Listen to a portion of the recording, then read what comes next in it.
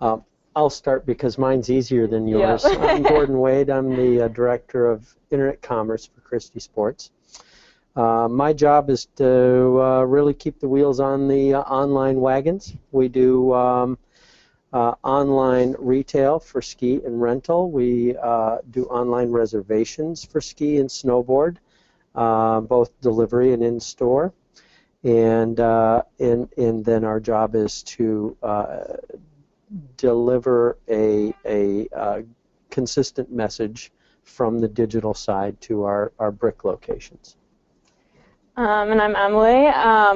I can't say my job title without saying those two words. So it's my job essentially to kind of just keep our customers engaged online and keep them within our customer life cycle and just keep them engaged with our brand.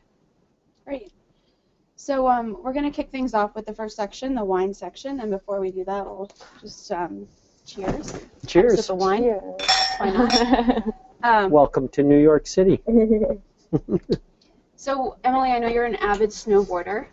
So could you share with us a brand that you feel has done a really good job marketing to the snowboarding community, a wine or spirits brand? And Gordon, if you could do the same, marketing to the skiing community.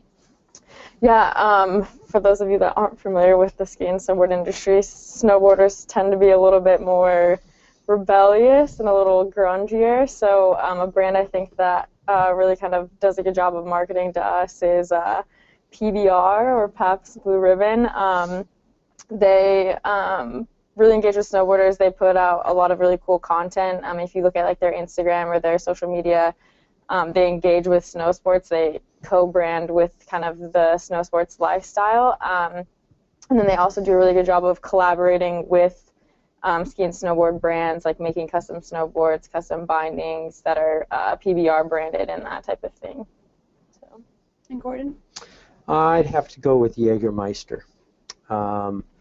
It's steeped in skiing tradition. You go to the base lodge, and there are the containers of Jaeger sitting there all chilled and ready, and Jaeger and a shot of Jaeger and a beer, and at the events, you know, back in the freestyle days, there were always these beautiful scantily clad women handing out shots in snowstorms.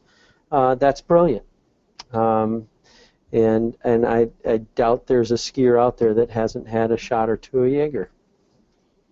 Well, both of these brands seem to really know and understand their audience, which is really a perfect segue into the next section. So this section's really the wine section. It's a chance to kind of share some of the challenges that you have at Christie Sports. So, we can dive right into this. And Emily, one of your main responsibilities is really managing the digital presence for all of Christie Sports. And what's unique about Christie Sports is you have both, the e-commerce arm, and you also have the brick-and-mortar store. So what is your top challenge when it comes to acquiring customers? I think it's, as marketers, we all have budgets that we have to stick to, and I think kind of the biggest challenge is knowing where to put those marketing dollars where they will be most effective. Whether that's online or in-store marketing, I think it's always a challenge to just know where your customers are most engaged with marketing materials or content or things like that. So really just knowing where to spend those dollars is the biggest challenge that I face on a day-to-day basis. And Gordon, do you have anything to add there? Well, it's as online retail and online presence has evolved, it is purely for me the cost of presence and the growing need for layering on third-party solutions that add to the cost. Hopefully they add to the return, but it makes it a bigger and bigger challenge to get that return.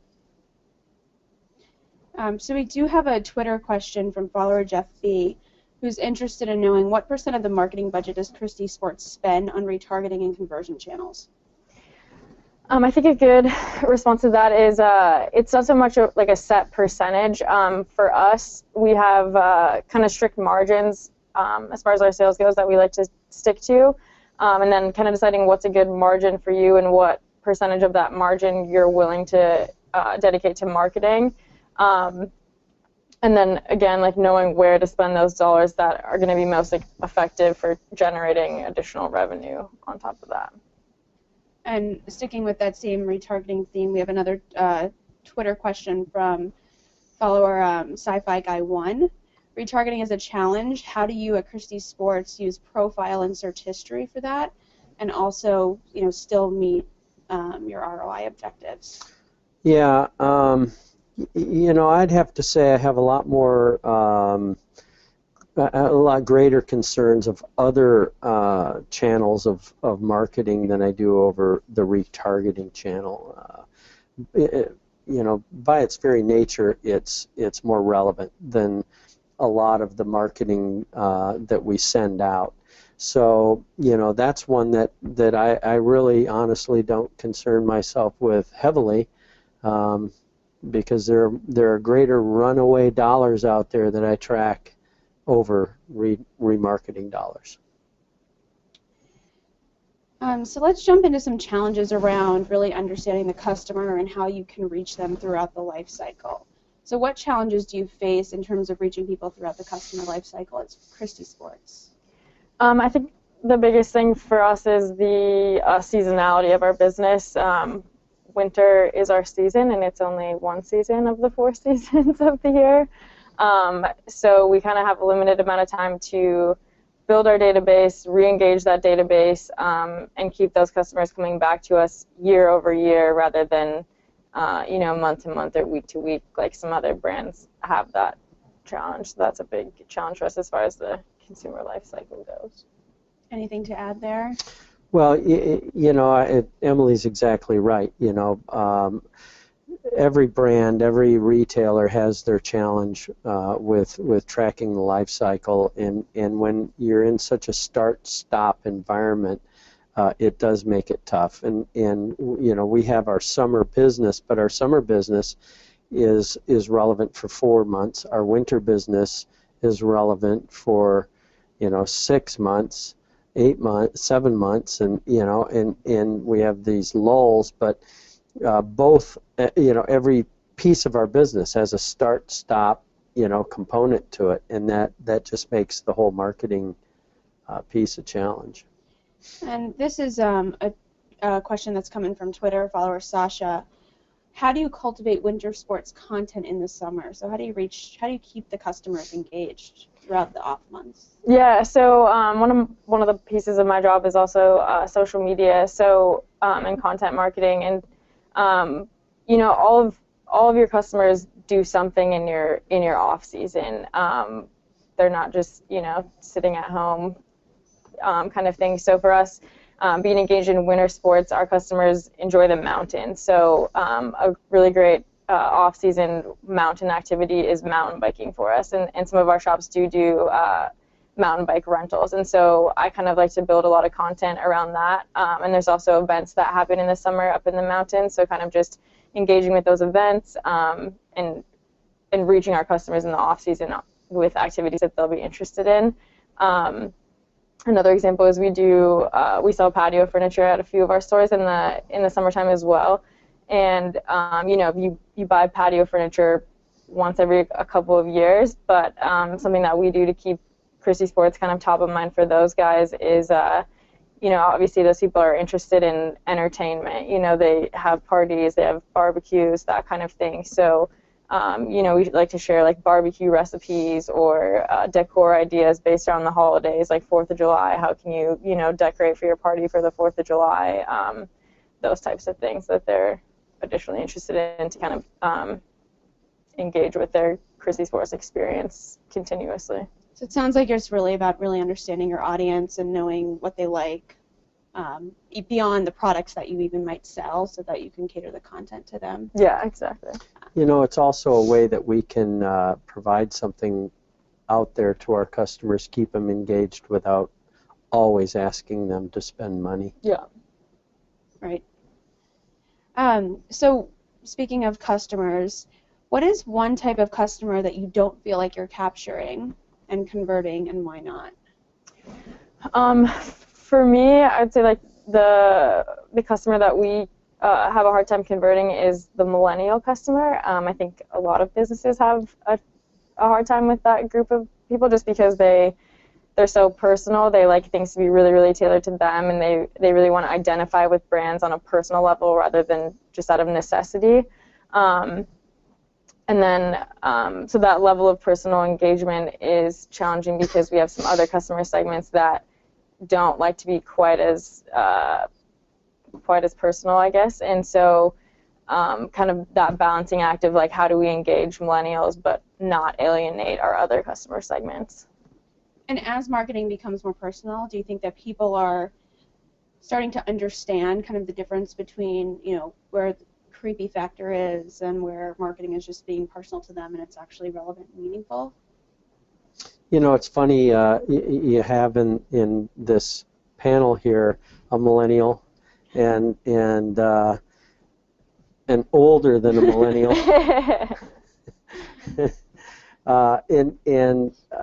I was of the camp of creepy factor, and personally, I think you know, those of us who engage get over it and use it for what it's worth, and if we don't feel it has value, we ignore it. So, you know, you put it out there, and people will use it if they're so inclined. Magnetic recently did a survey with shoppers, and they basically told us that they consistently feel that, you know, marketers aren't reaching out to them with relevant information. So why do you think marketers aren't getting it right? I think it is kind of, as Gordon touched on, I think it's that creepy factor. I think as digital marketing was starting to get more personal, people were afraid to kind of really dig into the data that they had. They were afraid to, you know, use my first name in an advertisement because that would be, you know too much about me kind of thing. And I think now people have started to get used to that, and I think it has almost that personal factor in a positive way, that this brand knows me, they know that I exist, so that you get that sense of validation out of those personal advertisements. So I think it's for the better kind of thing. So. Anything to add there? Well, you know, I think it's as good as it can be at this point. You know, I'm just there's a line between you know, what's available in technology and what you can really afford to put together, and you know, ultimately predictive analytics is the answer, but I don't see that you know, being at least in our repertoire anytime soon. Are there any best practices that you could share in terms of reducing customer churn or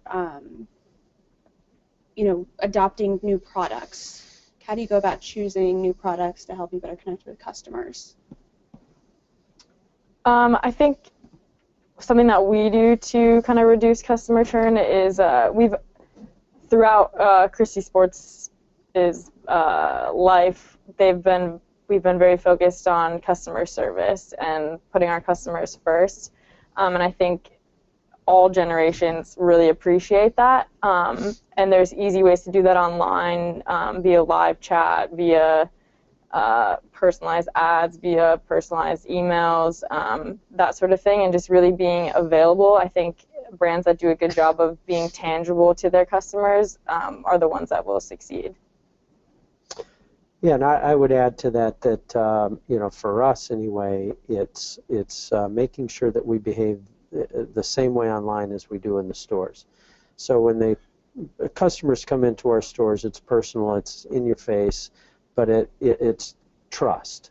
So they trust that what they purchase from us will be backed by us. And anytime we have an opportunity to demonstrate that online, we do the same thing. Mm-hmm. So that's, you know, a great segue actually into the wisdom section, where we're going to really talk about Omni-Channel. So, you know, since Christie Sports does business both e-commerce and in-store, how do you define Omni-Channel for Christie Sports? Well, you're right. There's as many Omni-Channel descriptions as there are businesses out there. So it means one thing to, you know, one business, another to another. But for us, It is because we have online retail, online rental, we have our stores in the city, in the mountains. We get a lot of visitors internationally and from around the country. So our customers have almost as many ways as they want to do business with us. So it's our focus to allow for that exchange from the customer standpoint on how they want to do business. So we've been focused on our engagement with buy online, pick up in store, enhancing our gift card processes. If someone is in one of our stores and wants to buy something that maybe isn't in one of our stores, but it exists in the company, they can still ring it up at the store, and automatically that gets fulfilled by the e-com team and sent to the customer wherever they want it to be. So these are just layers that we keep adding that improve our relationship with our customers. So it sounds like it's the connection between, online and in-store is there. Is it more challenging to flip that and find that connection between in-store to online? Infinitely. When customers come into a store, we have hundreds of years of history of behavior where they come into a store, they lay down their money, they take the product, they walk out, and that's all the exchange they really care about, unless it's something more intimate like a custom boot fit or some of those things where we really get engaged with the customer and we get to know them. So for the most part, the customer, the best we've been able to really engage in is, would you like your receipt emailed to you? So that is our challenge, and every time I talk to other retailers, they share that challenge. So that's kind of that next hump. Next step. So online supporting the brick is there, brick supporting online is a harder tough connection. one. What types of insights have you learned from your customers related to their omni-channel experience? I think Gordon kind of touched on it. Buy online, pick up in store is huge for us because it allows our inventory to be more mobile. And so I think that's something that we've definitely learned from our customers, that they're asking for that. They want that omni-channel experience. And so we just do our best to give it to them. And we also are excited about the prospects, and we don't have any experience supporting this because we wanted the buy online, pick up in store to get really infiltrated into the ranks of the stores first. So the customer is getting what they're expecting in that experience, but then we're excited about the marketing capability that this brings to, say, to our rental customers that are in New York City or Chicago that are coming to Colorado or Utah to have a ski vacation, and they're planning at the last minute, and they don't have time to go to the store to get some gear, or they don't have time to have it delivered to them. They can now buy online and pick up where they're going to get their equipment rentals. So we really think that this will strike a nerve with our customers and show them, that we have something, we've been thinking about them, And are you finding with your audiences that majority of them are very savvy with digital channels, and they're looking for that online and offline experience to be connected? Yeah, absolutely. Anytime we do kind of an omni offer, as we call it, something that's both valid for online and in-store, we definitely see an uptick in traffic to in-store from those customers that found that offer online through tracking codes and things. So. Do you typically separate those two things, where it's not an omni offer, but it's more of a digital offer versus an in-store offer, or are you starting to blend those together where pretty much it's always about being omni? We'll do both, just to mix it up and to see what happens. But we, generally speaking, now that our stores, the operators, it takes a while for the the on-floor operators to get their mindset around the digital part of the equation. They think purely, experiential right there on the spot. Right. So now they're expecting to see a digital marketing campaign reflect a store outcome. And one of the beauties of digital is that it can be a truly dynamic medium, right? So you can react to things very quickly. So how are you leveraging data and the digital channel to react to real-time trends or happenings? I think one example of something that we did recently was we had sent out kind of an email blast that was focused around the weather. So our whole business depends on snow. So people need to know if it's snowing so they can come skiing. So, unfortunately this year the East Coast hasn't gotten as much snow. So we sent out an email that said, the powder is here, where are you?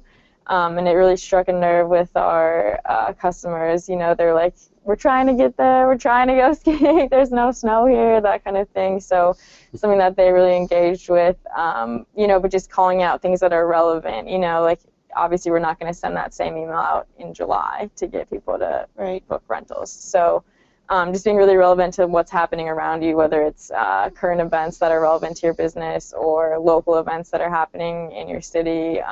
There's a ton of stuff that you can do to be reactive to what's happening with your customers. Anything to add there, Gordon? No, she pretty much has it right on. So we do have another Twitter question from Smarksman. Do you have any recommendations on how to quantify cross-channel orders? We do kind of. We have the data. We're getting better at using the data, and I think like a lot of us, we're starting to get into data management platforms. We have our CRM that is getting our data aligned, but using it, actually putting it to use is still, a little bit elusive to us. But what we do get is the interchange of cross-channel between rental digital and retail digital. And I think we're using that better every year. Anything to add, Emily? Just that I think it's definitely a lot easier to do the online to in-store than in-store to online. And how we do that is just with kind of like unique codes that we can track to in-store purchases. And I mean, everybody's on some sort of digital device. I don't know what the latest percentage is of people that have smartphones, but it's pretty much everybody. So everybody has access to the internet, whether they're looking at it while they're in the store and interacting with us on digital as they're in one of our stores to see if we have any offers or something like that. But it's definitely a big driver of in-store business as far as we can tell. So, what in terms of mobile, are you seeing any trends from? What are you seeing in terms of people engaging with your brand on mobile devices? It mostly comes from the rental side. We've seen 70 and 80% increases in our mobile activity for ski rental reservations. Is that a convenience thing? Like, you think because people need it, they need to rent right now, or they're thinking of it on the go, and it's not a purchase decision, so it doesn't require as much time? It's both. In general, humans procrastinate, whether it's a happy thing or a bad thing.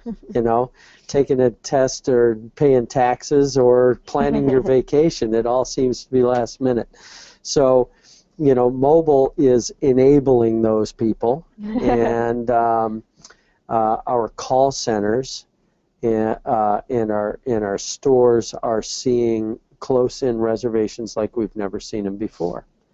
And those are happening on the mobile device, and they're in the cars. Literally, we know we're talking to people in the car driving out from Iowa, or sitting in the airport. So the person in their passenger seat is looking at the information, and the person on driving is. Yeah, it's like once they get into the travel mode, they go, okay, Got Oh, our shit. hotel, check. You know, we got our car rental, check. Made dinner reservations. Oh, why don't you do that? How about ski rental reservations? Oh, why don't you do that? And then the family gets busy and they start, you know, doing it on their mobile phones and they get it done. So we're just about out of time, but I want to close with one last question here. What do you think is the future of Omni-Channel, and what are some other plans that you have for Christie Sports? I'm gonna give that one to Gordon since he well, has a little bit more. That is kind of what I do, but you know, it's for us, it is refining what we've engaged in so far. You know, and I've kind of gone through that. So we want to be really good now at what we're doing, and then we'll listen more to what the customer wants. And you know, I think once we get the initial initiatives, the buy at the store, have it delivered, buy online, pick up in store, gift card, you know, purchase, refill, all that kind of stuff, and we are easily meeting the customer's expectations, they're going to tell us kind of what's next. But then, you know, I think our focus is then has to be on managing the data better and reaching back out to the customer better, and engaging them with these tools better. Yeah, and I would just kind of summarize that by like the future of Omnichannel to me is that I should be able to interact with your brand in any way that I see fit in the next couple of years, whether that's purchasing something from your mobile site, whether that's shopping in a store and finding an online offer online that I can use in store, or via social media, any of the, or like a mobile app, for instance.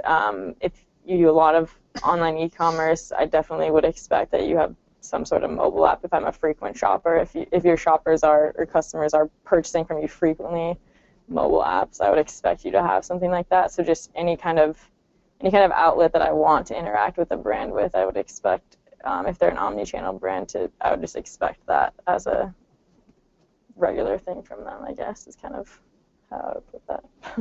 Well, thank you both for joining us, and thank you for everyone for tuning in, and have a good afternoon. Thank you. Thank you.